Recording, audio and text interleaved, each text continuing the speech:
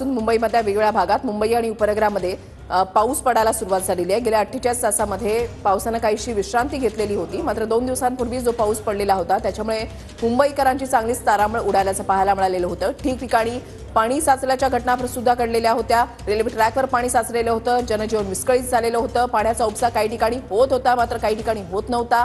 आणि 48 तास आता पावसानं विश्रांती घेतल्यानंतर पुन्हा एकदा काही वेळापासून मुंबई आणि उपनगरामध्ये पावसानं हजेरी लावली आहे। मलबार हिल परिसरामध्ये मयुरेश आमचे प्रतिनिधी आमच्या सोबत आहेत। मलबार हिल मधले अपडेट्स आपण मयुरेश यांच्याकडून जाणून घेणार आहोत। मयुरेश,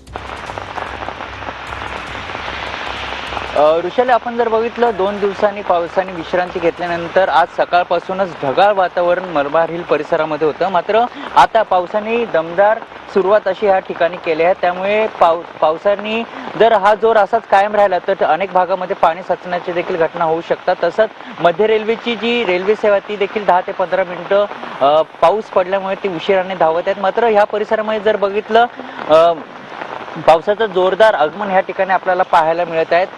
नागरिकांची तारांबळ देखील उडाली आहे की बाजूलाच जी शाळा आहे त्या उडाले आहेत।